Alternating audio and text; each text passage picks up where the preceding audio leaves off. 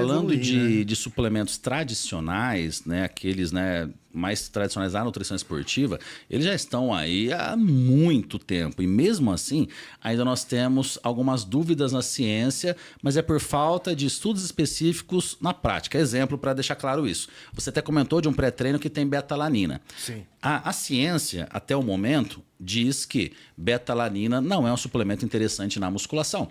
Por quê? Porque a beta-alanina vai ser efetiva como seu efeito tamponante, né, para a formação de carnosina, né, não entrando aqui tanto em detalhes bioquímicos, né, para não ser chato aqui com vocês, mas a beta-alanina é um precursor de carnosina que tem um efeito tamponante. Só que, a princípio, esse efeito tamponante, ele vai precisar de 60 a 240 segundos. Então, um treino normal, uma série, vai chegar a 30, 40 segundos. Tá, isso é que um professor com respaldo da ciência vai apresentar na sala de aula. Tá, mas vamos levar esse professor lá uma tarde num centro de treinamento sério e mostrar que muitos atletas fazem séries combinadas que às vezes...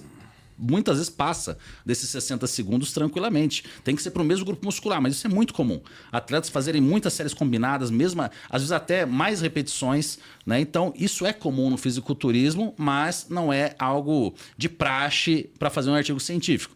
Então, realmente, a beta-alanina, ao meu ver, é interessante para musculação. Mas eu estou indo contra até colegas que dão aula comigo que são focados na ciência. Então, aí um exemplo que mesmo uma substância que já tem tantos anos, né, de estudos científicos e tal, liberada pela Anvisa no Brasil, ainda gera muita dúvida na ciência com a prática. E eu brigo assim, né, claro, uma discussão positiva, né, com os cientistas nesse sentido. Pô, mas o dia a dia de um atleta muitas vezes encaixa esse tipo de exercício. O efeito tamponante é necessário, mas os estudos são feitos com exercícios de 30, 40 segundos de duração. Não chega realmente nesse ponto. Agora, existe o mundo da formulação magistral, que cresce absurdamente. É uma grande possibilidade para o nutricionista, né, de estar prescrevendo novas formulações que ainda não estão disponíveis, né, comercialmente. E é um grande diferencial do médico, do nutricionista. Muitas vezes algum paciente, um atleta, né, que tem até condição financeira para fazer um pré-treino mais elaborado, com mais citrulina malato, com substâncias com efeito nutrópico, alfa-GPC, entre outras, que já são liberadas em suplementos pré-treinos norte-americanos. Mas no Brasil ainda nós não temos a liberação. Não é que uma empresa brasileira não conseguiria fazer. A gente consegue fazer o que precisar aqui no Brasil. A questão é legislação, que é muito séria aqui no Brasil com relação a isso.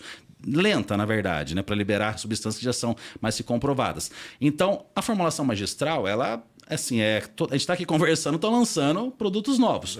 E são geralmente fórmulas patenteadas com determinado nome comercial. Então a pessoa, o profissional, não vai ficar pesquisando o nome comercial em si. Ele vai a fundo na substância que compõe. Muitas vezes é um fitoterápico ou é um composto de fitoterápicos. Para essa pessoa tem que buscar informações científicas, sim, mas do composto, e não apenas esperando que façam um estudo com determinado ativo patenteado. Então, dificilmente vai ter ali alguma substância fitoterápica, no caso, que não exista estudos científicos. É que a pessoa fica esperando estudo científico específico. Sim. Não, eu quero efeito da rhodiola rósea no bodybuilding. Gente, né? Você tem que fazer conexões, né? Poxa, tem estudo aqui da rhodiola rósea para foco, concentração. O atleta precisa de concentração, consequentemente, pode ser interessante para o fisiculturista. Então, tem que fazer essas conexões, não esperar o artigo cair de mão beijada. Mastigado, tudo mastigadinho para você. Eu trabalho com atleta de travessia marítima, aquática, né? Eu preciso de um artigo de beta-alanina para isso. Gente, né? Fazer as conexões, né? Estudar o metabolismo energético, fazer essas conexões. Porque não dá para ter artigo para tudo e mais um pouco, né? Com certeza.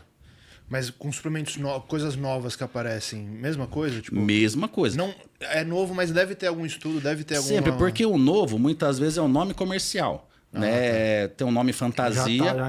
Já é conhecido há muito tempo. Aí ou então às vezes nem é conhecido aqui no Brasil, mas já tem muitos estudos na Ásia, na Europa e etc. É verificar o que compõe esse composto. Vamos lá, extrato de bosélia é muito interessante tanto para a saúde intestinal quanto para a saúde articular. Eu gosto muito dos atletas, né, quando eles utilizam colágeno não desnaturado tipo 2 com extrato de bosélia, curcumina. Então essas substâncias às vezes chegam ao conhecimento com um nome fantasia.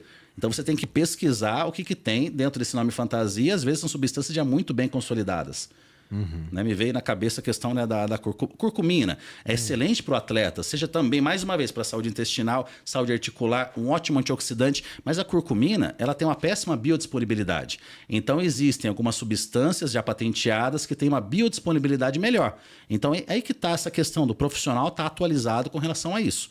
Não adianta só buscar atualização de post de Instagram e etc. Tem que ir lá no PubMed e buscar informações sobre essa substância.